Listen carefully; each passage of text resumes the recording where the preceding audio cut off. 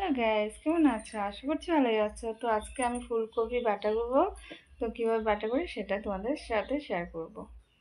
যে ফুলকপিটা কেটে দেবো আর রসুন পেঁয়াজটা ছিলে নিব। কেটে নিয়েছি পেঁয়াজ, রসুন, লঙ্কা নিয়ে নিচ্ছি।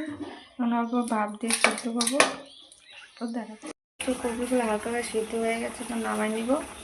নামাই নিয়েছি। এদিকে তেল গরম হয়ে গেছে, তো কালো জিরাগুলো দিয়ে দিব। তারপর ওগুলো ছাড়া দিলে সব যেগুলো কেটেছিলাম একটা কবি থাকি গেছে, সেটা ভাজিয়ে নিব। তো ভাজা ভাজা হয়ে গেছে, নামিয়ে নিব বাটার জন্য।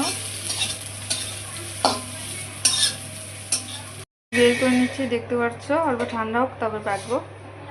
দেখতে পাচ্ছ আমি কফিগুলো নিয়ে নিচ্ছি, এখন বাটবো। ওগুলো আমি ছেঁচে নিয়েছি, এখন বাটবো ভালো করে, না তো বাটা হবে না। লবণও দিয়ে দিব।